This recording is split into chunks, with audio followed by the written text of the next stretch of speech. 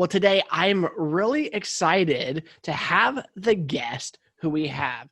Her name is Kate Eckman. She is a broadcast journalist, TV personality who brings her expertise of communication and performance into mindfulness to practice. She's also a coach, business leader for professional athletes, as well as she's got her BA in communications from Penn State.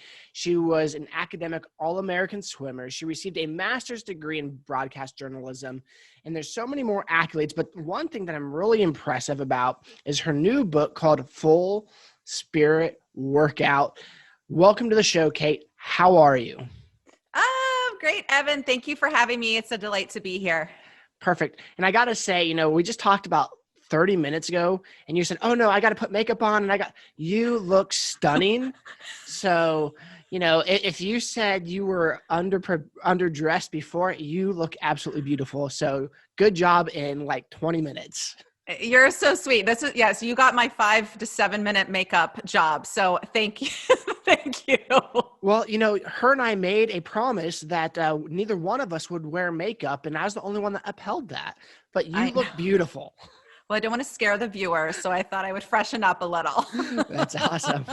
Well, thank you again, Kate, for coming on to the show. And just briefly, I gave a little bit of a bio, but I would love people to hear from your own words a little bit about who you are and your journey to where you're at currently. Sure. So I feel like a cat that's had 9 lives, and I think that I represent that you don't have to follow a straight and narrow path. You can go around the bout. You can go backwards, forwards, off the path altogether. And so I have done several things, be it a professional model, a TV presenter. I was an entertainment reporter, a TV news anchor and reporter. Then got into plus size modeling, which for if you don't know is a size 6 or greater. And my greatest thrill really is being an executive leadership coach and an author. And as someone who doesn't have children, this book is the high maintenance child that I never had. It is so much work. I think people have no idea. I often hear everyone and their sister say that they want to write a book. And I just say, good luck, go for it.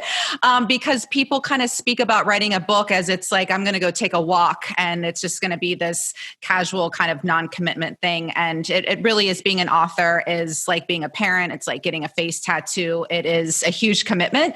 You got to really want to do it. And your why has to be really strong. If you want to be a parent so you can get some more likes on Facebook because you have a cute kid, probably not going to be a great parent, and parenthood is probably not going to light you up. And same with writing a book. If you're writing a book for these external reasons, some people have said, well, I want more notoriety. I understand everyone wants to grow their business or make more money, but I think having a really strong and clear why will keep you going when you want to give up, and also just make the project feel a bit more magical and purposeful.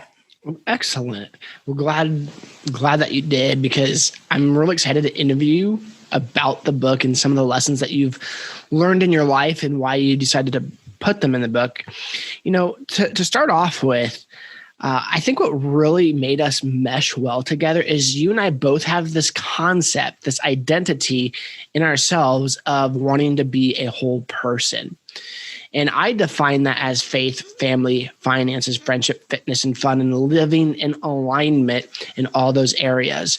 What would be your definition as living in the whole person concept?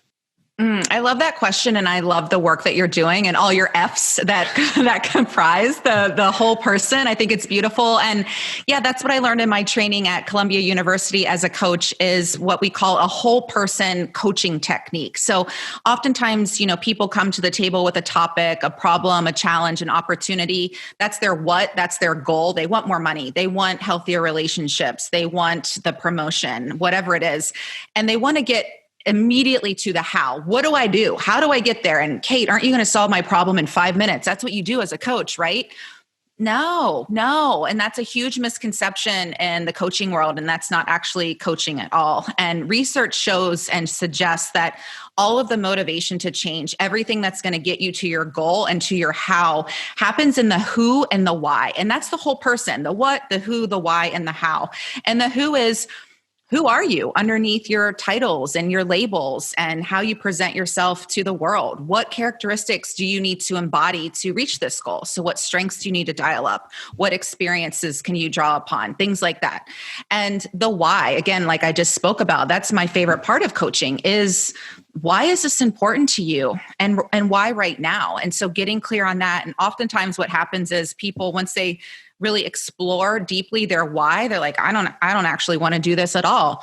I don't even want to be in this career. I don't want to be in this relationship. So that's where all the motive, because if you really get clear on then go deep into the who and why, the how is kind of the no-brainer, and it makes it, you're more motivated to do the how. But I also just believe that we aren't just the physical, we are spiritual beings. We have, we're deeply emotional. We have the mental component. So it's really accessing all these parts of you and as a whole person rather than just surface level and the physical.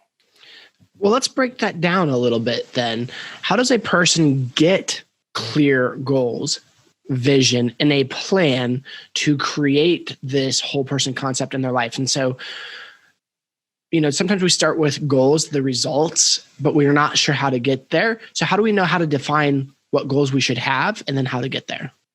That's a great question. So I think it is just getting like, what's up for you? So if you're my client right now, let's do it. I'm your client right now. Come on. Okay, great. So what brings you to coaching? Well, for me, there's a lot of dreams and ambitions that I have in my life that all of a sudden have opened up to me. Things that I've always wanted to do. And now I'm staring at them all in the face saying, hey, let's do this. And now I'm feeling overwhelmed because now it's all opportunities. It's all presented in front of me. Whereas before, all the doors were closed. So how do I narrow my focus? And then how do I choose which one is right? Or can I do all of them? Okay, great. So if you were to take everything that you just said to me, how would you define that in 3 words in terms of a goal? So 3 words. So it could be better time management or what to choose. Those are 4 examples. And you can do 4 or 5 words if you need, of course. Let's see. I guess my goal would be to do them all successfully. Like, okay, I would, because my heart is to do them all. And so it's like to not do one would hurt. And so, to do ministry, to continue podcasting, continue to do real estate and do well in all of them. That would be my goal. And then I have different goals in each one of those. However, now I want to do all of them simultaneously. Okay, that sounds exciting and also exhausting. I can see why you feel overwhelmed. So how would you define success? So for me, success is a lot different than what most people define success. For me, I boiled success down to my children learning about who they are in Christ and accepting Jesus as their Savior so that they can spend eternity with him. Like, if that's the one thing I accomplish in my life, then I've done it. Everything else doesn't matter. So that's actually my definition of success for my life. Wow. So thank you for sharing that. I guess then I would ask you how these few other things that you mentioned, the real estate, the podcast, the ministry, then I would say, how do those things fit into this overall goal that you just mentioned for your children? I think I've looked at them as 2 separate goals, to be honest. I look at what I do here personally with my family as one goal and how I raise them and train them. And then the real estate, the podcast, and the ministry separate from that. And so maybe I need to look at them combined. I don't know. You tell me. You're the coach. Well, actually, you know best. So the clients, it's always about focusing on your agenda and teasing out your inner wisdom rather than me telling you what to do. But so for you, I would put together a goal sheet. And, the first one could be about with the children, a personal goal. And then the second, we could do a ministry goal, a podcast goal, a real estate goal. And so then rather than it feeling so overwhelming where it's all lumped together, we would have different goals laid out and then go through my process. Does that make sense? It does. And so what you're saying is, so let's bring this back to the original question to get clear on your goals. So we would be dividing these areas of my life into 3 separate categories. And so now we know what areas we're wanting to work on. So now how would we go about clearly defining what the goals should be? So let's take your podcast, for example. What is your goal for your podcast? Within this year, I would like to hit 500 subscribers. Amazing. Thank you. So then our goal would be, we'd put on, and again, I give you a sheet. So I'm an athlete. I was a 17-year competitive swimmer. So I think in everything in athletic terms. So I do give my clients a game plan that you see the coaches on the side of the field having, keeps you on track. All the best. Tom Brady has a game plan. If Tom Brady needs a game plan, we all need a game plan, quite frankly. So we'd put at the top 500,000. You said 500,000, correct? No, I wish 500. Wow, I have a much bigger goal for you. Wow, that just came out. That was really cool how that happened. Yeah, I would love to get 500,000. Great. So we're going to put that out there for fun now, and my lips to God's ears. So we put on the top of your sheet, your goal is 500,000 subscribers. So then I would take you through the whole process. But the next step, for example, is what does your goal look like? So if you're going to go to Google Images or an image from your house, what little picture would you put there? What's your vision for this goal? My vision for that goal would basically look like a whole production studio to make that happen. I mean, because to reach 500,000, that's what would be needed. To hit 500 subscribers per episode or per download, what that looks like is, I mean, I have the consistency. I have the quality guests. It would go down towards the exposure and marketing. Okay, perfect. Do you want to keep going on my process? Yes, let's do it. You're like really committed. Okay. So now we've gotten to the who. So who do you need to be to get to, and pick your number here. I know I said 500,000, you can have 500,000, but who do you need to be to reach this goal? That's a great question, because I have this idea version of who Evan Herman should be. You know, the one who wakes up at 4 a.m., the one who consistently works out, who spends devos in the morning every day. You know, that's not the way I'm acting. That's not what I'm doing. But I look at successful people and they have those things. And so I'm like, hey, maybe if I do that, I can have more success. And so in terms of what the Evan Herman looks like, in terms of 500 downloads, it looks like he would be doing this more, I don't want to say full time, but this would be more consistent. And then I'd be able to hire out more things so that I could spend more time recording and less time in the nitty gritty of it, which I already have some of that already going. So what I'm hearing is you would be consistent. I'm already consistent, but I'd probably do it more. Okay. So I would be more consistent. Right. More dedicated, more disciplined, whatever words you want to. So instead of dropping a show once a week, I'd go to 2 or 3 times a week. Okay, perfect. Sounds clear about that. What strengths can you dial up? So if you're having a hard time thinking of that, think of something that made you successful in the past. So here in the past, so here's my superhero power. Like, I'm really good at meeting people and in getting in front of hard to reach people. Like that's like my superpower. And so in terms of podcasting, I would do more of that. Okay, perfect.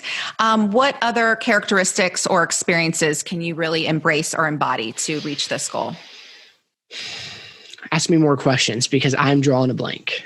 Really? Interesting. So think of an experience in the past. For example, I had a lot of success as a college athlete. So something that made me successful as a college athlete was I was a great teammate. I was extremely disciplined. I was dedicated. I was hardworking. So if now, let's say I'm starting a podcast and I have 0 subscribers, I want to get 1,000 subscribers by next week. Then I would say, okay, how can I be dedicated, disciplined, a great teammate, something like that. So it's thinking about things in the past that you were a great success at and what you had to be, who you had to be to be successful at that you can bring into this situation. So I would say sales, communicating. I don't quit. I'm not a quitter. And then also, going back to the superpower of being able to get in front of hard to reach people. And the other one would be I'm a constant learner. Okay, great. So that's a value right there, is love of learning. Even if you go to the VIA Strengths Assessment, which was created by Martin Seligman, who created positive psychology, you can answer a series of questions and it will list your strengths. It's called values in action. So one of my top ones, for example, is love of learning. You have that skill too. So that's something that you can always keep in mind when you want to reach a goal, is how can I use my strength of love of learning to be a success at this? So you can do research, you can study. I'm going to reevaluate my Strength Finders quiz that I took forever ago now, just because of this. Okay, great. Okay, and good. And because, of course, you evolve and change, and your strengths and values can evolve and change, which is great. Who can support you in achieving this goal? So right now, those that are supporting me is my family, my wife, my producer, and I would say all the other guests that come on the show. Awesome. And I can't forget the biggest one, the audience. The audience. Yes. Good. So why is this goal important to you right now?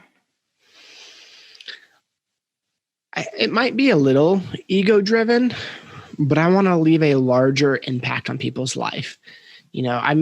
I'm happy, Jesus talks about leaving the 99 to going after the one. I'm perfectly fine with that. I also know that what's valuable for one is valuable for 500,000 people. I like that. What does making a great impact look like to you? What does it feel like? My vision in life is living out the heart of God by loving others back to life. And I want to come across people who feel like they're drowning and they have no oxygen, no air. In that first moment of breath that brings life right back into your body, that's what I want people to take away after meeting or talking with them. They feel life coming back into their life. Wow, that's powerful and impactful. How does that feel to even say that? Good. Feels energizing. And it felt really authentic. Like I can feel that you mean that, and that is so much greater than clicks on your website or the number. That felt really real. Yeah. What meaning might achieving this goal make for you and make for others? For me, I would feel really satisfied. For others, they would be living in a way that helps them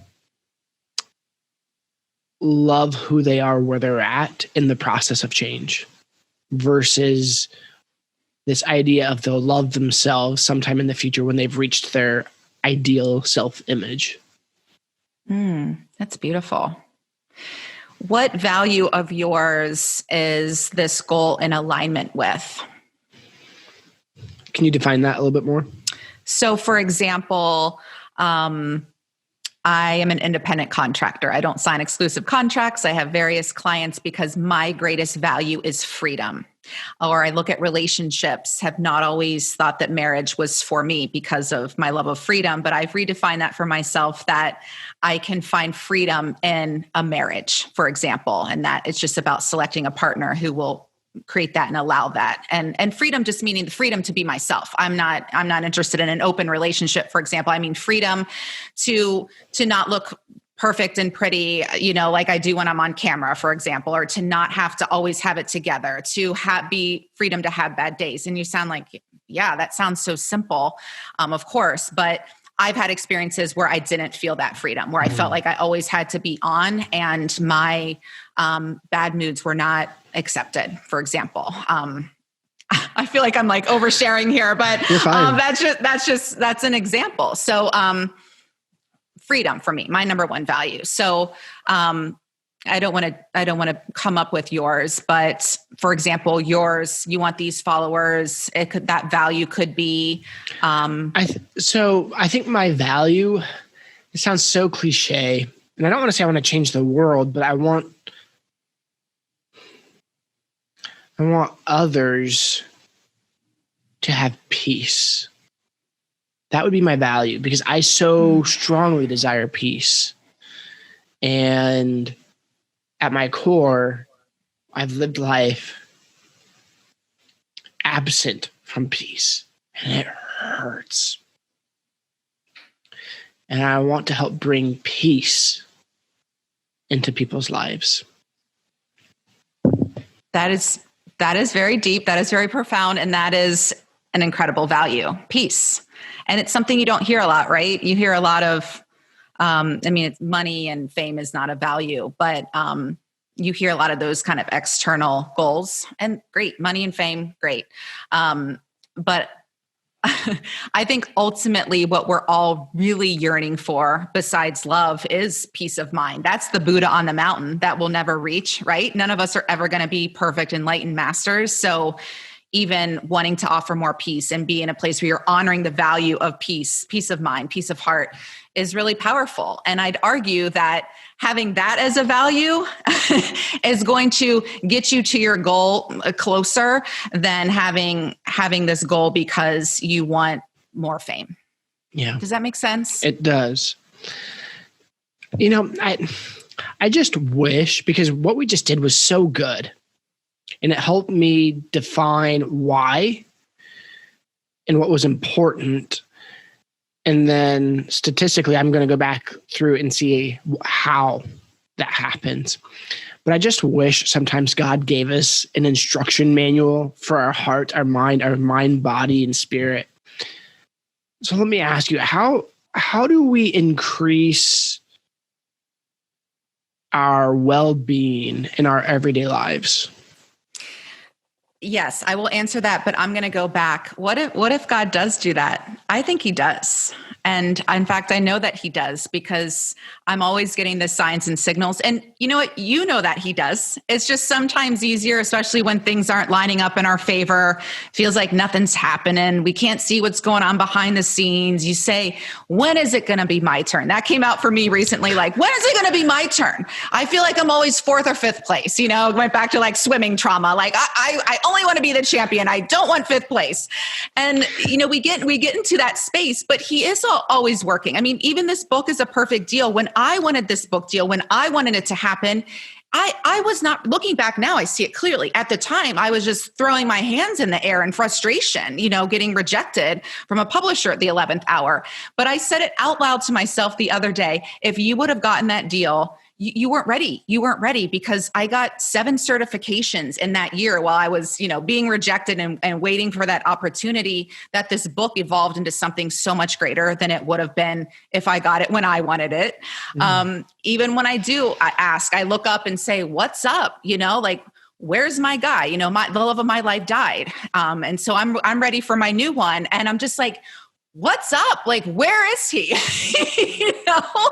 And so, I have gotten more practice at listening and getting the answers, like, well, you may need to leave the house. I know it's COVID or something, but also getting the message that we're preparing him and we're preparing you. So I would argue against you that, he is providing.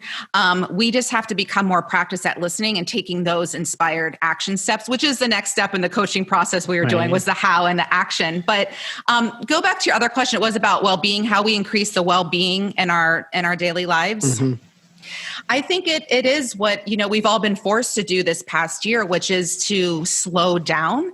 And one of my favorite quotes ever by Blaise Pascal is, all of humanity's problems stem from man's inability to sit quietly in a room alone. That's one of my favorite things to do. It can be quite painful because there's no distractions. There's no hiding. You're just up close and personal with your feelings, your raw feelings and emotions. And, especially at like living alone, it can bring up all sorts of feelings, but, that's when you can process and reflect and kind of move through things. So I think it's giving ourselves those, even if you only start at 2 minutes, I call it sit and stare time. It's that 2 minutes to sit and stare out the window. Hopefully you're staring at some sort of nature or something pretty. And just reflecting and giving yourself that adult time out. And hopefully then you can build on that, because I work with multimillionaires and even billionaires, and they're obviously so successful and so smart and so skilled. They don't know how to even start at 2 minutes of just closing their eyes and just focusing on the breath, or meditating, or having that sit and stare time. And sometimes for, some people I worked with, they had a major health issue where it was no longer negotiable. Or I think this past year that has brought up depression and anxiety in so many of us, that putting our well-being first and putting our feelings ahead of pleasing somebody else or wanting somebody to like us is no longer just this nice, cute, fun thing we may try on from time to time. It's now something that you have to put front and center in your life. And it starts with that quiet time. A lot was said. And there's two things that stuck out to me that I want to come back to, because they're profound. And if you're willing to go deeper, I would like to. You said you lost the love of your life. One, I'd like to hear that story, but then going through hard times can really dismantle people from ever becoming whole again. So one, I'd like to hear the story. And then two, how did you go through it to put yourself and life back together? I'm just taking a minute. That's why I'm quiet. It's funny because I'm such a happy-go-lucky, warm and fuzzy person. And, I never thought that my story would involve losing two very close people to suicide in the same year, no less. And, a best friend and my ex-boyfriend. And, but it's part of my story. And I'm so honored to be able to speak about such a taboo subject and something that is looked down upon, and even people having a bad day is looked down upon in this toxic positivity culture.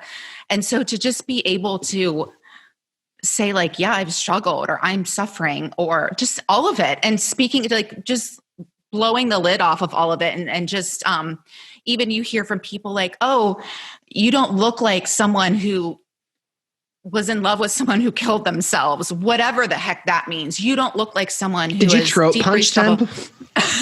And if not, give me their name and number and address. I'll go do it for you. Thank you.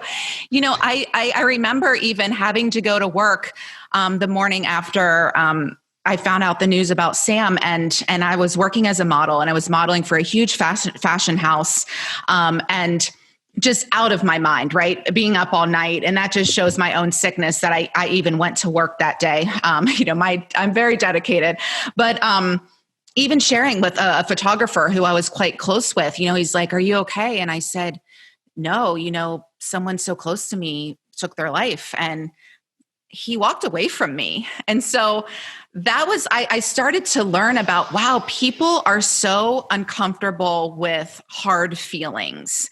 And so I, being in constant communication with a higher power was like, wow, this is part of my assignment and my agreement here in this lifetime, is to talk about hard feelings and make it more comfortable, because it is very uncomfortable. And even I have so many clients, again, highly skilled, they don't know how to have hard conversations. Because it's uncomfortable, right? Or people don't want to do it. And so that is why I wrote this book. I did have a man recently say to me too, "Oh, did you write this book for your business?" And I said, I wrote this book because it's a divine assignment. I wrote it and I dedicated the book to Sam and to Rolf. That's why I've done all of this work. Books are not huge money makers unless you're a big celebrity. Books are not easy. Nobody has time to write a book. And I wrote every word. I didn't hire, it's like I wrote every word in this book. I slaved over this project and put my full spirit. I love that, put my full spirit into this project.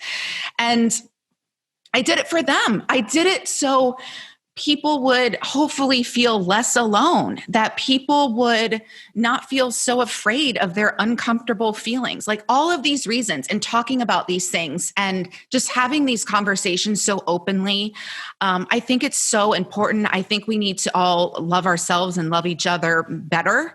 And so, you know, we never know what our assignment's going to be, right? But I think the important thing is when life shows you very clearly what your assignment is, to take the world, to take God, whatever you believe in, up on that assignment and give it your all, put it all into it. Not because it's convenient or sexy or pretty, but because that's what you're here to do. This project is so much bigger than me. And that's what kept me going. I have a strong why. My why, these two men kept me going and keep me going every day. Do me a favor. Okay. I want you to take your right arm, put it over here on your left shoulder, your left there. And just imagine I'm just giving you a big hug right now and saying, thank you for sharing your story with the world. I'm very grateful. So this is my version of trying to give you a hug across the internet. Our virtual hugs. Our virtual hug. Thank you, Evan. You bet. You know, you also talked about, you know, God, when is it going to be my turn to meet another man? You know, I've often struggled with this idea of God's timing. You know, is it something, God, that requires me to go out and do things and make things happen? Because I've been there and then the door shuts on me and the opportunities aren't there, only to find out it's not, you know, God's timing. So how do we wrestle with that? That comes up a lot for everybody. And yes, I definitely do believe in divine timing. And that said, I've also looked up and it's just like, yeah, I get it, divine timing, but can we hurry up, TikTok, you know? So, and that's okay. And that's normal, right? We're going to facilitate between the two. And so not to beat ourselves up for that. But I think for me, it's again, that well-being and taking that time. And, you know, after this interview, it's finally a beautiful day here. I am going to go for a walking meditation. I just turn the music off and I'm out in nature and I let spirit speak to me. And you know, that's when you get the inspired action ideas, whether it's email this person, call this person. And so rather than this culture of striving to make it happen and, you know, grabbing the bull by the horns and all of those things, you're in a space of allowing and receiving. And yes, that doesn't mean we're sitting on the couch all day eating bonbons. Absolutely not. You're taking your action steps. You're asking for support and guidance. You're open to the signs. There's always signs around us pointing us in the right direction. We just sometimes I don't want to go that way. I want to go that way. And it's like, okay, you know, but for me, it really has been, and that's what the book is about too, is really strengthening our attitudinal muscles, our inner musculature, and getting really strong on the inside and becoming more practiced at listening and not having to feel like we have to go it all alone and receiving that guidance. And I look at it as, you know, our phones and all this technology we set up, as you know, it has to constantly be updated and the newest version of this and the newest version of that. And same with us. And we get downloads all the time. We're constantly being communicated with. It's just that we're too busy on the phone or on our other devices or with the TV, all this stuff, drowning it out, like endless lists of things to do. So having that still time and getting the answers. I feel like I'm going on and on. I'm quite passionate about all of this. So I'm going to stop talking because I do get really fired up about it. You know, I feel like in life, there's times that COVID season brought a lot of anxiety to a lot of people, myself included, but I struggled with anxiety before COVID. And some of us reach times and places in our life where we're just full of anxiety. What are some ways that you have learned to manage and to overcome anxiety in your life? I've tried to make friends with it and to just notice it when it comes for a visit and, oh, okay, you're here. Hello. And not giving the anxiety all the control over my life. So maybe putting it to the side, letting it come along for a ride in the back seat, but also not pretending that it's not there. Like, wow, I'm really experiencing this. And so developing these tools, right? All the exercises and practices that I talk about in the book and really give us some nuggets. I think something that's really helped me is reframing. So I would experience a lot of anxiety around performance and perfectionism. And I remember working with a friend and just saying, I'm like, I'm just obsessed with like everything having to be perfect and it's getting in my way. And she did a great reframe for me. She said, you feel this way because you care. So I don't look at it as perfectionism. I look at it that you have a great respect for mastery. And that just like, whew, and even right now, I just felt a release. Reframing, I'm a perfectionist and it's killing me. To, I have a great respect for mastery. That's just like calm, that's cool, that's collected. And so I can carry myself as I have a respect for mastery. So I'm going to do things with excellence rather than, so reframing, or instead of, like you, like, where are all my subscribers? Oh my gosh, I've been doing this. This is what we do too, right? I've been doing this a week. Where are all the people, and not letting it play out. But sometimes we say, you've said it even like, this is hard. This is overwhelming. So just doing, I call it the what if game. What if this was easy? What if this wasn't hard? What if this isn't overwhelming at all? What if I'm just tired and need to take a day off? What if everything I need is going to be supplied to me in the next couple of months? What if I could just relax? What if I could just let myself off the hook today? What if just for today, I could not beat myself up and question everything? And see, you get into that much more calm place. So it's that just acceptance and asking ourselves some meaningful questions. How do we reinforce our spiritual fitness? It is a practice, like everything. And one of my favorite tools is the 5 Ps of confidence, and that will, boost your confidence muscle. And the first one is presence. And and I even say, people are like, what's the full spirit workout? And it's really just a play on the full body workout that we always hear advertised at the gyms. And it's also about bringing your full spirit to everything you do and to everyone you meet. What is your full spirit? Well, it is your presence, your full presence, being all there, not on the phone, not distracted. I'm not sitting here talking to you and thinking about that annoying email or why they didn't call me back or what's for dinner. It's being locked and loaded with the person there. And you get this dose of reality when you're with children and with me when I'm with animals and pets, where you're on your phone and the dog is like, hello, I am way more fabulous than your phone. And you kind of get that hit to put your stuff away. So bringing all of that to your power. I think we give away so much power worrying about what people think, comparing ourselves to others, why this hasn't happened, why I'm not cuter, richer, whatever. Taking us out of our power. So bringing that full presence, having a purpose greater than ourselves. And the days where you are tired, you are overwhelmed, you don't feel like showing up, either take a day off or show up for your spouse or your kids or your colleague or your teammate and or God, whatever you need to show up for that isn't you.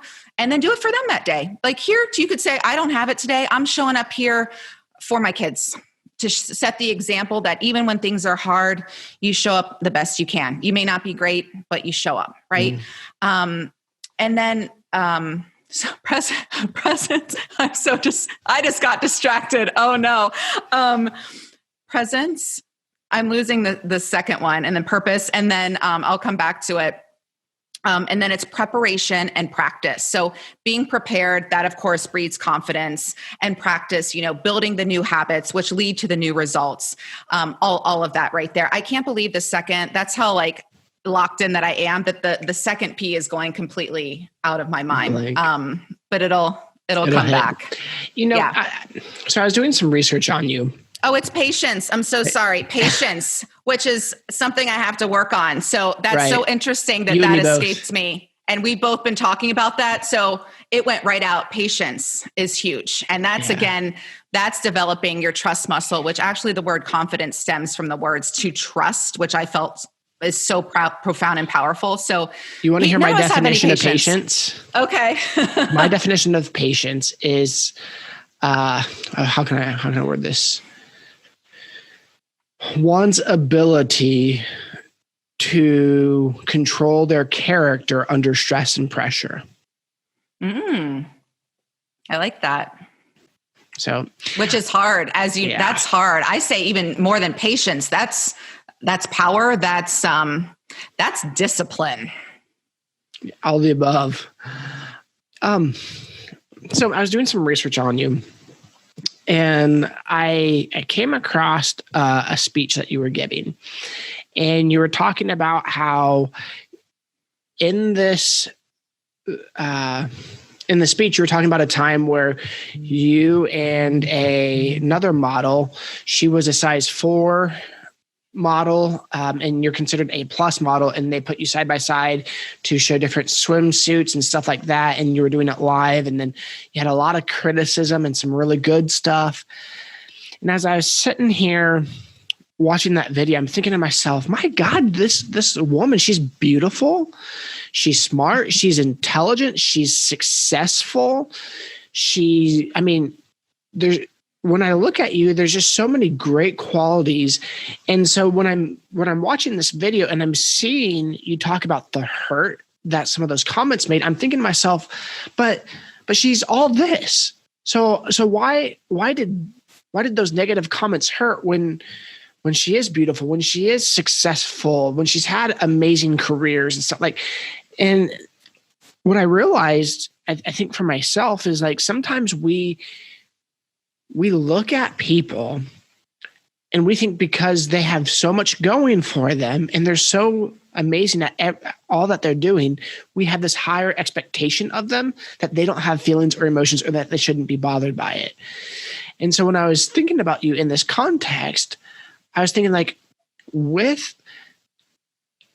because when someone gives me something negative, I feel like it's easy for me to be like, okay, well, yeah, that might be true. I'm not that successful. I'm not that, but when you're so successful and so beautiful and have had, sports, TV, modeling, how did you go from internalizing that, it hurting, to overcoming self-doubt, to, I don't want to say not caring, but reaching a point where you're not letting the haters bother you as much? And I just realized you and I have like very similar shirts on. It is so cool and so in sync. See? Yes. And you were questioning like where God has been in some times in your life. Hello. So thank you for that. That was a very painful, triggering time. And what he's referring to is, being publicly body shamed and reading some of the comments and being called names when I'm just at work, doing my best, having fun, representing women who are larger than a size 2 or 4 that have the curves, that are owning it. And, and I think too, as a competitive swimmer, who that was my job for so long, is I was, there's only Michael Phelps is only like professional swimmer. I wasn't there, but that was my life, was swimming and being in a bathing suit. So it was very disruptive. And it was, to answer your first question, it's because I'm human. I have feelings. And I think sometimes too, or I have questioned this even often, where even people who claim to love you, friends or family, who are so unsupportive. And I think even with this book and just the blood, sweat, and tears, and some people just aren't supportive. And I think it's what you just said. They think, must be nice to be her. She has it all together. Or what did some man say to me recently? Oh, you got a book deal. You're so lucky. And I'm like, there was no luck in this at all. I mean, I worked my butt off and just couldn't even give me that acknowledgement or credit, which I don't need. That's fine. I don't need his validation. But I think there is this misconception to anyone in any sort of, I'm no huge celebrity, but anyone in any sort of public eye is immune from other people's comments or doesn't have feelings. And what a great message to reiterate again to people today. I know even there was a big interview with Oprah, and people, whatever your opinion is, people, I have cried because, and it's not being said about me, but just the things that I hear said about other people, whether it's what they look like, their skin tone, choices that they make that they think are best for them, whatever it is. there's just attack. There's an attack on the truth. There's an attack on people who are other, whatever other is for you. And it's quite sad. And it just stems from people's own self-hatred. And so I think with the comments, it made me do a lot of work, and it's work that needed to be done for my own personal growth. But first, having compassion for the people who feel entitled or even have the audacity to comment on someone else's appearance publicly. And I think too, I recently saw something online. It was like a very obese man telling women that they all need to be skinny. And it was just the irony there was really disturbing. So I think it just goes back to doing the inner exercises, and why I wrote this book. And it works. So these exercises work so much for me. I wanted to share them with the world, and doing that inner work so that you have the self-worth, the self-esteem, the self-confidence to withstand any storm, because there's going to be storm after storm. That's the given, right? None of us are immune to that, but just developing. And it's deeper than a thick skin, because thick skin is external still. It's the inner that, wow, recognizing, acknowledging that it was hurtful, but it's not going to ruin my day or upset me, because it says everything about the other person and nothing about us. And just realizing that our thoughts and feelings about ourselves are the only ones that truly matter. So I like to end each interview with the same 3 questions. The first one is, in terms of negative self-talk, what are you currently telling yourself and struggling with? I have which I think we all do, that inner critic that nothing is ever good enough. So, I mean, I could make $10 million a minute, and it would be like, why aren't you making $12 million a minute? Like, come on, chop, what's wrong with you? So it's like that chatter. And I think part of it is, from childhood, part of it is self-imposed, and part of it is society, right? We live in a society that bombards us with messages of how we don't add up and how we aren't good enough. So then it's, even at my worst, I'm still pretty good. Or, I learned that actually working in sports too, is, even on Kobe Bryant's worst day, he's still phenomenal. I love Kobe Bryant.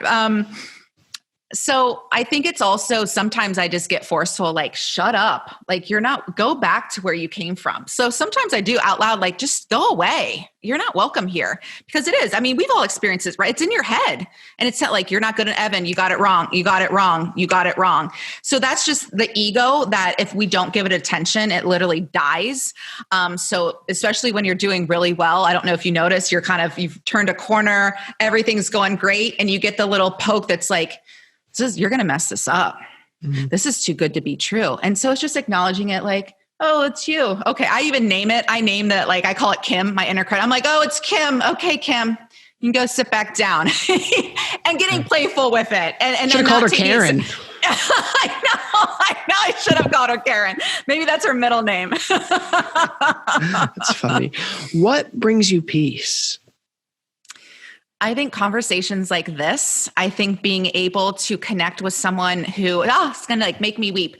Connecting deeply with someone who was a stranger, a couple hours ago or a couple days ago, and connecting this deeply brings me so much peace. And this is what I'm like, life is worth living. This is amazing.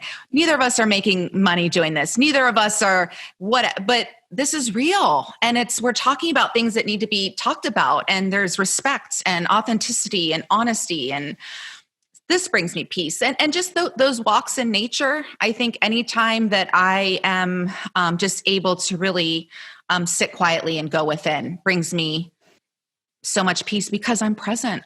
Mm-hmm. What's the best decision you've ever made? Ooh. Wow. Just what came to mind is going to Columbia University and getting my master's degree in coaching. It just it gave me so much knowledge and I think that's a recent good decision, but I just got replaced with deciding to write this book, even though it's been one of probably the most challenging thing that I've done for 8,000 reasons. But I think those are always the best decisions, right? Something that challenges us and that is bigger than us, and taking that on. Where can people follow you, Kate? Like, if they want to get a hold of you, get a hold of your book, follow you, not stalk, follow, social media follow, where can that happen? Yeah, so I'm Kate Eckman, Kate, Eckman on all the socials. And then if you go to thefullspiritworkout.com, you can pre-order my book. You get a lot of free gifts, which I highly recommend. And then I'm Kate Eckman TV. Perfect. Well, Kate, I so appreciate you coming on to the show. Your life, the lessons that you've shared. I'm so eternally grateful for you. Thank you very much. Thank you so much. I'm grateful for you too. This was a lot of fun. I appreciate you. Have a great day. You too. Thank you.